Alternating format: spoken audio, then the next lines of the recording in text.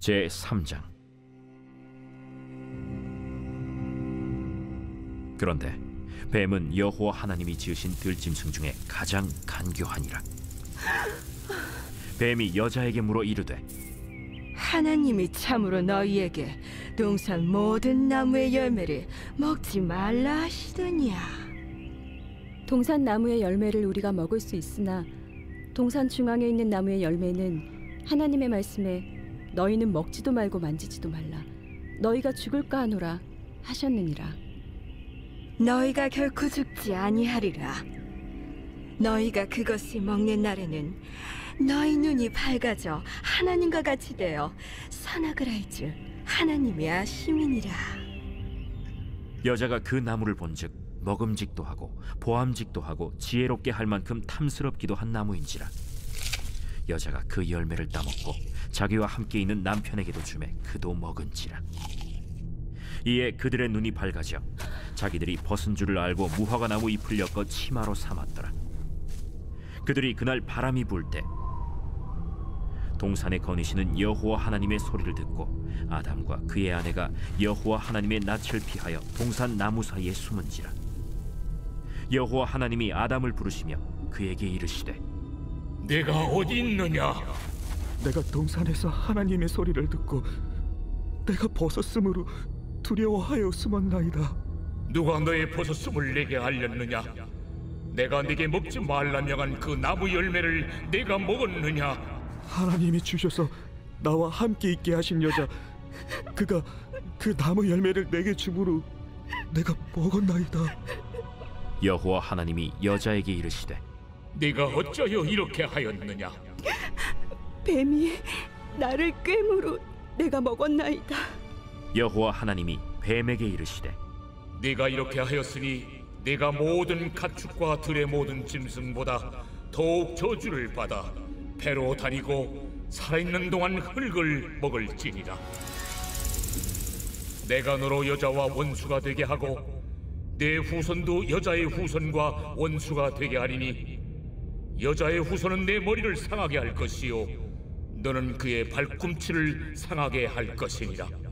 또 여자에게 이르시되, 내가 네게 임신하는 고통을 크게 더하리니 네가 수고하고 자식을 낳을 것이며 너는 남편을 원하고 남편은 너를 다스릴 것이니라. 아담에게 이르시되, 네가 네 아내의 말을 듣고 내가 네게 먹지 말라 한 나무 열매를 먹었은즉 땅은 너로 말미암아 저주를 받고 너는 내 평생에 수고하여야 그 소산을 먹으리라. 땅이 내게 가시덤불과 엉겅퀴를 낼 것이라. 네가 먹을 것은 밭의 채소인즉 네가 흙으로 돌아갈 때까지 얼굴에 땀을 흘려야 먹을 것을 먹으리니 내가 그것에서 취함을 입었음이라. 너는 흙이니 흙으로 돌아갈 것이니라. 아담이 그의 아내의 이름을 하와라 불렀으니 그는 모든 산자의 어머니가 됨이더라. 여호와 하나님이 아담과 그의 아내를 위하여 가죽옷을 지어 입히시니라. 여호와 하나님이 이르시되, 보라, 이 사람이 선악을 아는 일에 우리 중 하나같이 되었으니 그가 그의 손을 들어 생명나무 열매도 따먹고 영생할까 하노라. 여호와 하나님이 에덴 동산에서 그를 내보내어 그의 근원이 된 땅을 갈게 하시니라. 이같이 하나님이 그 사람을 쫓아내시고 에덴 동산 동쪽에 그룹들과 두루 도는 불칼을 두어 생명나무의 길을 지키게 하시니라.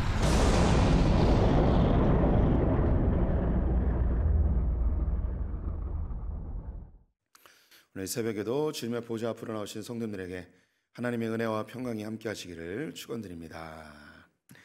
오늘 창세기 3장 함께 살펴보도록 하겠습니다. 창세기 1장에서는 하나님이 천지를 창조하신 내용을 함께 보았고요. 2장에서는 천지 창조의 과정 중에 특별히 인간을 어떻게 창조하셨는지 함께 보았습니다. 어저께 보았던 내용이 하나님이 만드신 이 인간의 특성에 대해서 함께 살펴보았죠. 하나님의 형상대로 지음받은 인간, 애굽에서 종살이하며 오직 왕들만, 귀족들만 하나님의 형상, 신의 형상을 갖고 있었는데 출애굽한 이스라엘 모든 백성들이 하나님의 형상대로 지음받은 왕 같은 제사장임을 보여주는 아주 중요한 내용이었습니다. 우리 성도님들 한 분 한 분이 하나님의 형상대로 지음받은 존재입니다. 이 세상에서 이야기하는 그 원숭이가 진화되어서 인간이 되었다. 그 두 개 다 비교하여 놓았을 때 우리 성도님들은 어떤 것을 취하는 게 좋으시겠습니까? 원숭이가 진화된 그런 존재로 자기를 평가하는 이 세상의 우연의 산물로 나타난 그런 존재로 자기를 생각하는 게 더 만족스러우십니까? 아니면 하나님이 직접 손으로 빚으셔서 하나님의 형상대로 지음받은 이 땅을 통치하고 다스리는 왕 같은 존재로 우리를 지으셨다는 이 이야기, 우리가 이제 크리스찬이라는 이 타이틀을 떼고 그냥 이 두 가지의 명제를 놓고 어떤 것이 더 인간에게 더 유익하고 인간을 더 높여주는지 한번 생각해 보면 하나님의 형상대로 지음받은 것이 훨씬 더 우리를 존귀하게 하고 더 가치 있게 한다고 저는 생각합니다. 이게 목사기 때문에 그런 생각을 하는지 모르겠지만 어떻게 이제 원숭이가 진화돼서 내가 되었다. 이 말이 기분 상해요. 기분 안 좋아요. 하나님이 나를 만드셨다는 게 훨씬 더 나를 기쁘게 해주는 것 같습니다. 두 개 다 가짜라고 했을 때, 두 개 다 가짜라고 했을 때 가짜 중에 하나를 선택하라면 차라리 하나님이 나를 지으셨다. 이것을 선택하는 게 더 낫지 않을까 싶습니다. 그런데 성경은 이것이 가짜가 아니고 이것이 진리라고 우리에게 선언해주고 있습니다. 그런데 이렇게 세상을 통치하고 다스리고 왕 같은 제사장으로 부름받은 우리가 그런데 왜 이렇게 이 모양 이 꼴로 사랑해서 알려주고 있습니다. 그것이 바로 인간의 타락이라는 것이죠. 뱀이 아담과 하와를 미혹하여서 선악과를 따먹게 되었습니다. 이 뱀은 모든 동물 중에 하나님이 지으신 모든 동물 중에 가장 지혜롭고 가장 매력적인 존재였습니다. 우리가 생각하는 지금의 뱀과 이 에덴 동산의 뱀은 그 개념 자체가 완전히 다릅니다. 지금 우리가 보고 있는 뱀은 하나님의 징계를 받아 가장 처참하고 가장 흉측하고 가장 징그러운 존재가 되었죠. 우리 성도님들이 왜 이 뱀을 가장 싫어할까? 모든 사람들은 뱀을 싫어합니다. 뱀을 애완용으로 키우고 있는 사람들도 갑자기 뱀을 만나면 깜짝 놀랍니다. 심지어 땅꾼들도 뱀을 잡아서 그들이 먹기도 하고 팔기도 하지만 그들이 갑자기 뱀을 만나면 그들도 놀라서 도망을 가게 되는 것을 보게 됩니다. 그 진화론자들은 왜 뱀을 인간들이 이렇게 싫어하는가 설명하는 것이 그 주라기 때 이 파충류인 공룡들이 사람을 잡아먹어서 이 트라우마로 사람들이 이 파충류인 그 중에 뱀을 싫어한다 이렇게 설명을 합니다.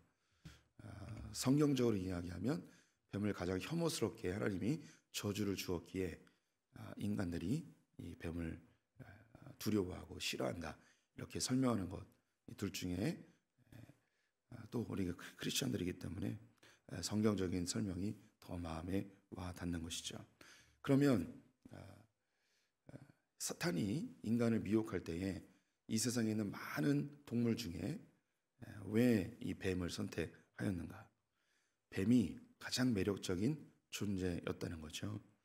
우리 성도님들께서 이 선악과 나무에 어떤 동물을 걸어놓는다면 어떤 동물을 걸어놓을 때 거기에 미혹되어서 저 과일 한번 먹어보고 싶다라는 생각이 들겠습니까?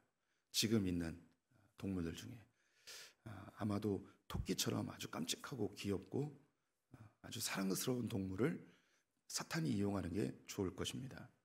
그 당시에 이 뱀은 그 형상은 알 수 없지만 어쩌면 아주 귀엽고 깜찍한 용 비슷한 동물이 아니었을까 뭐 이런 생각도 해봅니다. 이 선악과 주변으로 이 뱀이라는 동물이 맴돌면서 너무 사랑스럽게 이 선악과를 바라보고 있는 모습에 이 하와가 미혹이 된 거죠. 잘 감흥이 안 오실 수 있는데 선악과 나무에 검정색 비닐봉지가 걸려 있는 것과 구찌나 루이비통, 샤넬 가방 이렇게 매달려 있으면 어디에 미혹이 되겠습니까?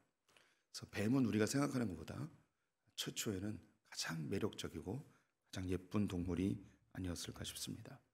그리고 이 뱀을 통해서 미혹을 합니다. 여기서 성도님들이 하나님이 만드신 자연 질서를 좀 생각해 보셔야 되는데, 뱀이 하와에게 말을 걸었다. 뱀이 직접 하와에게 말을 걸 수는 없습니다. 뱀이 말할 수 있지 않거든요. 하나님이 일하실 때에 하나님이 만드신 자연 질서를 파괴해서 일하지는 않으십니다. 그러면 이 뱀이 직접 하와에게 말을 걸었다기보다는 사탄이 뱀을 매개로 하여서 그의 귓가에 내적 음성으로 사단이 유혹을 하는 거죠. 지금도 우리 성도님들은 사탄이 우리에게 내적 음성으로 미혹하는 것을 경험하십니다. 괜찮아, 먹어도 돼. 너 이 정도쯤 괜찮아. 다 이해하셔. 이렇게 사단이 우리를 범죄케 여전히 미혹하는 것을 볼 수 있습니다.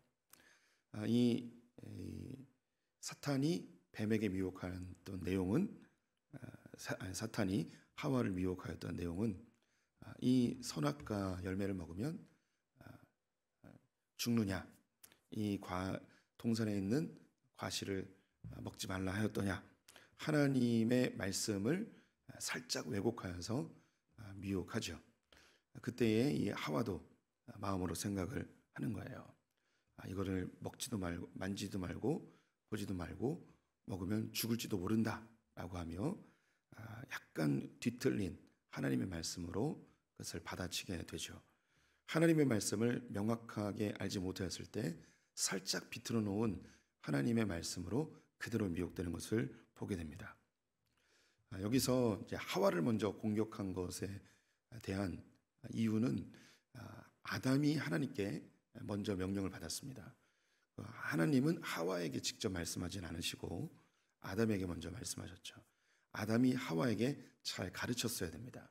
그런데 잘 가르침을 받지 못했던 하와가 미혹되어지고 이 하와의 미혹으로 아담도 같이 미혹되게 됩니다. 이 선악과는 왜 하나님이 선악과를 만드셔서 사람들을 범죄케 하고 사람들이 범죄하여 이렇게 고통스러운 세상을 만드셨는가? 하나님이 다 아시고도 왜 이렇게 했는가? 이런 이야기들을 합니다. 이 선악과는 어제도 말씀드렸지만 인간의 제한적 존재, 이 땅의 왕으로 부름받은 우리가 이 땅을 통치하고 다스리지만 우리 역시 하나님의 통치와 다스림을 받는 하나님의 질서 속에 있는 존재를 알려주는 중요한 장치입니다. 이것을 벗어날 때는 우리에게 주어진 풍성함과 이 생명을 잃게 되죠. 이 세상 모두가 하나님의 명령으로 하나님의 말씀으로 지음을 받았고 이 세상에 있는 모든 피조물은 하나님의 질서 안에 살아가게 되어 있습니다. 이 질서를 벗어나는 순간 생명과 풍성함을 잃게 되는 것이죠. 마치 우리에게 울타리를 주셨는데 이 울타리 밖을 넘어가면 생명과 풍성함을 잃어버리게 됩니다. 제가 자주 이용하는 비유로 물고기를 제가 다시 한번 언급해 보겠습니다. 물고기가 가장 풍성하고 가장 자유롭고 가장 생명력 있게 살 수 있는 방법은 물속에서 살 때입니다. 왜 물속에 살 때 가장 자유롭고 풍성하고 생명력 넘치는가? 하나님이 물속에서 살라고 명령하셨기 때문이죠. 이 물고기에게 있어서 하나님이 명령하신 것을 어기는 것은 물 밖으로 나오는 겁니다. 하나님 물 안에서 살라고 하였죠. 그런데 사탄이 이 물고기를 미혹합니다. 물고기야, 너 정말 하나님이 물속에서만 살라고 하였냐? 물 밖으로 나오면 죽는다 하였냐? 물 밖으로 나오면 하나님처럼 될 수 있기 때문에 하나님이 물속에만 있으라고 한 거야. 그래서 물고기가 미혹되죠. 정말 나도 하나님처럼 될 수 있나? 그래서 꼬리 지는 어미를 물 밖으로 내보냈는데 아무렇지도 않은 거예요.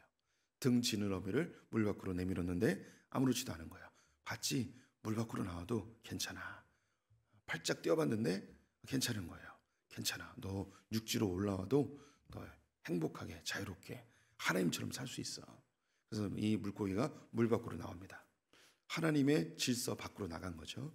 그 순간 이 물고기가 잃어버리는 게 있어요. 그가 물속에서 누렸던 그 풍성한 삶을 잃어버리게 됩니다. 그리고 물속에서 얻게 되어질 생명을 잃어버리고 물 밖에서 퍼득퍼득 되다가 죽게 되죠. 붕어나 송사리는 한 1분 있다가 죽게 되고, 상어나 고래는 한 일주일도 버티다가 그렇게 죽게 됩니다.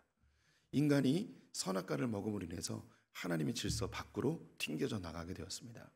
그래서 그들이 잃게 된 게 뭐냐면 에덴 동산에서의 그 풍성함을 잃게 되었고, 그리고 그들의 생명을 잃게 되었습니다.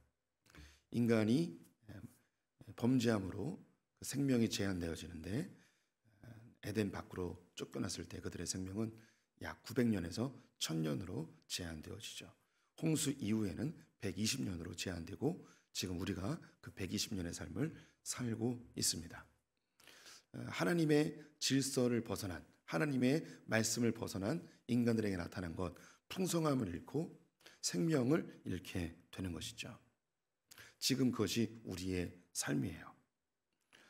우리는 이 풍성함을 잃어버려서 풍성한 삶을 다시 되찾고 싶어 합니다. 그래서 더 많이 일하게 되고, 그리고 다른 사람의 것을 뺏기도 하고, 약한 자들을 이용하여서 나의 부를 더 채우려고 하지요. 이것이 인간 사회에서 나타나는 현상입니다. 우리가 무엇을 하려고 하면 이 땅에서 가시덩굴과 엉겅퀴가 나게 되어 있습니다. 인간의 죄로 인하여 땅도 저주를 받아 우리의 삶이 고난 가운데 살게 되는 것이죠. 이 가시덩굴과 엉겅퀴는 농사에서만 해당되는 것이 아니고 우리가 일상을 살 때에 많은 고난과 고통을 상징적으로 보여주는 것입니다. 남자와 여자의 관계도 깨어지게 되었습니다. 하나님께서 에덴 동산에서 창조하셨던 그 아담과 하와의 그 부부 안에 얻게 되어질 그 풍성함을 잃어버리고, 남자는 여자에게 압력을 가하고 폭력을 행하고 그의 힘으로 다스려야 하는 형태가 나타나게 됩니다. 끊임없는 갈등들이 나타나죠. 단순히 남녀 간의 갈등들뿐만 아니라 모든 인간관계 속에서의 갈등이 야기되어집니다. 그래서 우리의 삶에 많은 고난이 대부분 인간관계 속에서 나타나게 되죠. 여자들은 남자에게 귀속되어서 남자의 다스림을 받게 됩니다. 하나님이 동등된 위치로 주셨지만 남자의 다스림을 받으며 고단한 삶을 살게 됩니다. 그리고 아이를 낳을 때에 더 큰 고통으로 인해서 아이를 낳는 수고를 하게 됩니다. 이것이 우리가 겪고 있는 고난들이죠. 그래서 조금 더 편안한 삶, 조금 더 안정된 삶, 조금 더 풍성한 삶을 우리는 추구하며 그렇게 인생을 살아가게 됩니다. 그런데 여전히 고단하고 여전히 고통스럽습니다. 마치 그들이 벌거벗음으로 인해서 무화과 잎으로 자기의 벗은 몸을 가린 듯이 내가 무엇인가 열심히 쟁취하여 얻은 듯 하지만 태양빛에 무화과 나뭇잎이 금방 메마르는 것처럼 내가 지금 당장 안정감을 느끼고 괜찮은 듯 하지만 금세 메말라 버립니다.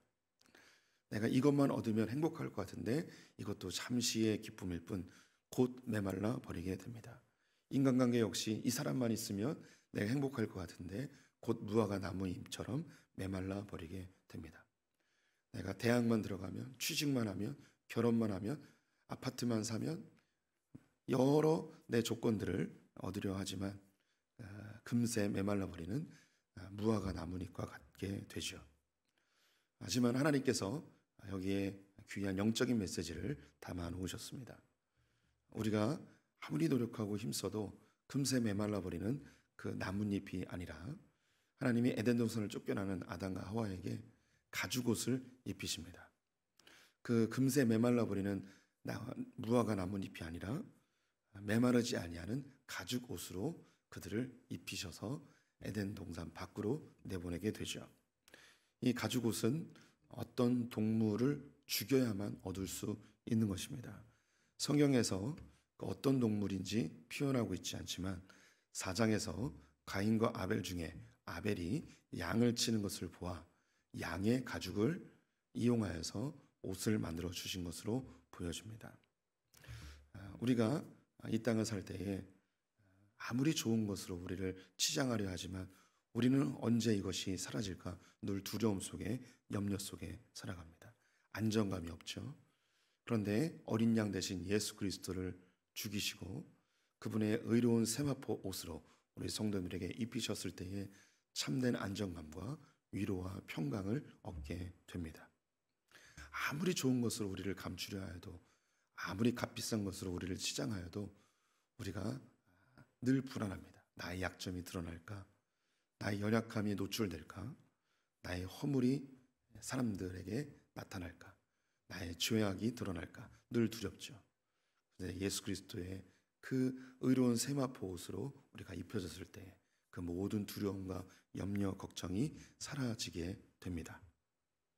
이렇게 죄인된 모습으로 에덴 동산 밖으로 쫓겨납니다. 하나님께서는 이들이 죄악된 상태로 생명나무 열매를 먹을까 염려하여 그룹들, 즉 천사들을 통하여 불칼을 들고 사람들이 들어오지 못하게 그것을 막게 됩니다. 사람들은 죽음을 알기 때문에 고대로부터 지금까지 이 죽음에서 벗어나는 방법을 끊임없이 찾았습니다. 이 죽음을 해결할 수 있는 방법을 찾아왔습니다. 대표적인 것이 진시 황제죠. 불로초를 찾는다고 세계 곳곳을 뒤진 것을 우리가 알고 있습니다. 그런 신비한 약초를 통해서 죽음의 문제를 해결하려 하죠.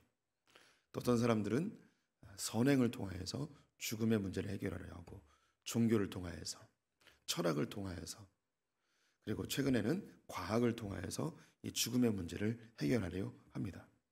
결국 의학과 과학이 결국 추구하는 것이 뭐냐면 사람이 죽지 않고 영원히 사는 것을 찾는 거예요. 그래서 냉동인간을 만들려고도 하고, 질병의 문제를 해결하려 하기도 하고, 인간의 DNA를 다 연구해서 복제 인간을 만들어서 우리의 생명을, 육체는 죽어도 그것이 계속 지속되도록 하려는 시도를 지금도 끊임없이 하고 있습니다. 하지만 성경은 이야기하고 있는 거예요.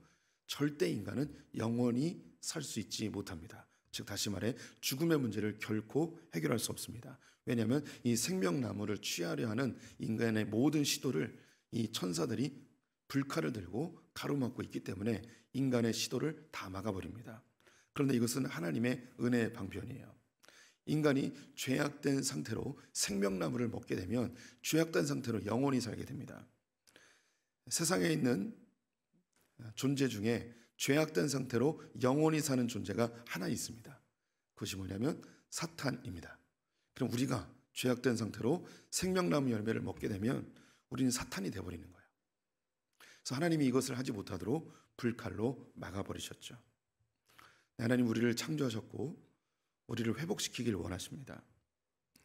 하나님이 직접 이 땅에 인간의 모습으로 오셔서 모든 하나님의 백성들을 한 사람 한 사람 그 태에 잉태하십니다. 마치 어머니가 우리를 잉태하듯이 하나님 예수 그리스도께서 한 사람 한 사람 영혼들을 잉태하시죠. 그래서 베드로를 만나시고 마태를 만나시고 또 우리 성도님들을 만나셔서 그 태에 우리를 잉태해 주셨습니다.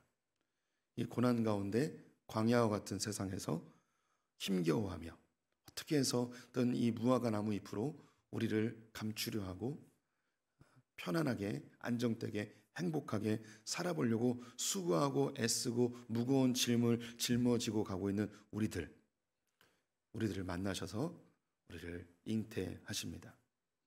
그리고 그 잉태된 상태로 주님은 이 생명나무의 열매를 우리에게 주시기 위하여 이 불검을 화원검을 뚫고 그 에덴으로 들어가시죠. 그런데 이 천사들이 이 예수 그리스도가 이 생명나무로 오는 것을 막기 위하여 그 불칼로 예수 그리스도를 갈기갈기 찢어 버립니다. 예수님이 십자가에 달리심으로 갈기갈기 온몸이 찢겨 이 불칼을 뚫고 이 장막을 뚫고 생명나무 안으로 들어가며 예수 그리스도는 죽으시고 그 에덴 동산 안에서 우리를 출산하게 됩니다. 이 모습이 야곱의 아내였던 라헬이 죽으면서 베냐민을 낳는 그 모습으로 예레미야에서 이사야에서 표현해 주고 있습니다. 예수 그리스도가 죽어가는 라헬처럼 우리를 낳고 그것을 뚫어버리죠. 그리고 예수님이 선언하십니다. 내가 곧 길이요 진리요 생명이니 나로 말미암지 않고는 아버지께로 올 자가 없느니라. 그래서 예수님이 생명나무로 갈 수 있는 길을 뚫어버리신 거예요. 자기가 불칼로 다 갈갈기 찢기시며 우리를 낳으시고 그곳에서 생명나무 열매를 맛보게 하시는 것이죠. 그래서 우리는 예수 그리스도의 죽으심으로 우리의 죄의 문제가 다 해결되고 그 에덴으로 다시 돌아가 생명나무를 취하게 됩니다. 이 예수 그리스도께서 우리를 구원하시는 방편이고 하나님께서 이 창세기 3장에서부터 이것을 보여주시는 복음의 메시지입니다. 우리가 지금 에덴 동산으로 들어온 상태예요. 그런데 에덴 동산에서 하나님이 이 선악과를 잘라 버리셨는가? 아닙니다. 지금도 선악과는 있습니다. 생명나무도 있고요. 최초의 아담과 하와는 이 생명나무와 선악과 사이에서 사단의 미혹을 받아 보암직하고 먹음직하고 탐스러운 선악과를 따먹었습니다. 이제 우리는 예수 그리스도의 십자가의 은혜를 경험한 자들로서 주의 은혜로 에덴 동산으로 다시 돌아온 우리들이 이 선악과와 생명나무 그 사이에 여전히 놓여 있습니다. 사탄은 여전히 우리 성도님들을 미혹합니다. 이 세상에 먹음직하고 부함직하고 탐스러운 것을 먹으라고, 너도 하나님처럼 될 수 있다고, 너도 네 마음대로 살 수 있다고, 네가 원하는 대로 네 인생을 살아가라고 여전히 우리 크리스찬들에게도 이야기합니다. 어떤 크리스찬들은 자기 중심적으로 살아가며 이 땅에 보암직하고 먹음직한 것을 선택하죠. 심지어 하나님을 이용해서 그것을 선택합니다. 하지만 예수 그리스도의 십자가의 은혜를 철저하게 경험한 거듭난 크리스찬들은 이 땅에 먹음직하고 보암직하고 탐스러운 것이 나를 진정 행복하게 해주지 못한다는 것을 이미 깨달았기에 이것을 선택하지 않고 피가 뚝뚝 떨어지는 예수 그리스도의 살과 피가 매달려 있는 생명나무를 선택합니다. 내가 조금 고난을 경험하고 조금 힘겹고 조금 이 세상에서 인정받지 못하고 조금 이 세상에서 피 흘리며 핍박을 당할지라도 저는 이 선악과를 선택하지 않고 보암직하고 먹음직하고 탐스러운 이것을 선택하지 아니하고 예수 그리스도의 고난에 동참하는 생명나무를 선택하겠습니다. 이 생명나무를 자기 의지를 들여 선택하는 이 사람들이 바로 하나님 나라 영원한 천국에 들어가게 되는 것이죠. 그래서 요한계시록에 나와 있는 그 하나님 나라 주님의 보좌로부터 흘러나오는 그 생명수의 강줄기 옆으로 맺혀 있는 12가지 열매들, 12계절 달마다 맺혀지는 그 열매들, 그 잎사귀로 인하여서 모든 상처가 회복되어지고 만민이 소생케 되어지는 그 생명나무를 스스로 선택하며 그곳에는 선악과가 존재하지만 내 눈에는 전혀 선악과가 보이지 아니하는 오직 생명나무만 보이는 그 하나님 나라를 맛보며 살아가게 됩니다. 최초의 아담은 선악과를 선택하였지만 두 번째 아담인 예수 그리스도를 믿는 예수 그리스도의 자녀들은 이 생명나무를 선택하게 되어 있죠. 우리 성도님들 여전히 선악과의 유혹이 있습니다. 사탄은 처음 뱀을 이용하였지만 지금도 여전히 이 사탄은 우리 성도님들에게 가장 매력적인 것을 통하여서 지금도 유혹합니다. 우리 성도님들에게 현재 가장 매력적인 것은 무엇일까요? 고등학생들에게는 좋은 대학이 가장 매력적인 존재입니다. 주일 몇 번 빠져도 괜찮아. 고3 때는 교회 안 나와도 괜찮아. 네가 좋은 대학 가면 하나님께 영광이 돼. 괜찮아. 생명나무를 선택하지 않고 선악과 탐스러워 보이는 것을 선택하게 합니다. 네가 지금 진급하는 게 중요해. 신앙은 잠시 뒤로 하고 너희들 회사에서 요구하는 대로 네 인생을 그렇게 살아야 돼. 그래야지 하나님께 영광이 돼. 하나님의 법 잠시 눈 감아도 돼. 네가 돈 많이 벌어서 사업자로 성공해서 하나님께 영광 돌리면 돼. 이 정도 죄는 괜찮아. 네가 유명해져서 하나님께 영광 돌리면 돼. 하면 조금씩 사탄은 우리에게 가장 매력적인 것으로 우리를 그렇게 미혹합니다. 가장 가까운 사람, 때로는 부모님, 때로는 배우자, 때로는 내가 존경하고 좋아하는 사람, 때로는 나의 애인, 혹은 이 세상에서 유력하다고 이야기하는 어떤 매력적인 존재로부터 그렇게 미혹되어서 선악간을 선택하게끔 우리를 미혹하죠. 그때 우리는 담대하게 선포해야 됩니다. 눈에 보암직하고 먹음직하고 탐스러운 이것을 포기하고 예수 그리스도의 십자가만 자랑하기로 선택하는 우리 성도들 되셨으면 좋겠습니다. 기도하겠습니다. 여전히 우리를 미혹하며 여전히 탐스럽고 보암직하고 먹음직한 것으로 우리를 유혹하는 이 사단의 속삭임에 넘어가지 않고 생명나무 예수 그리스도의 십자가를 선택하는 소풍의 성도들 되게 하여 주시옵소서. 우리가 다시 넘어질 때에 우리의 손을 우리에게 찾아와 우리의 이름을 부르며 아담아 어디 있느냐, 창현아 어디 있느냐 부르시는 주님, 그 목소리에 두려워하지 아니하고 무릎 꿇고 예수 그리스도의 십자가 다시 의지하여 일어설 수 있는 소풍의 성도들 또한 되게 하여 주시옵소서. 우리에게 생명의 길을 허락하신 주님께 감사를 드리며 예수님의 이름으로 기도드렸습니다. 아멘.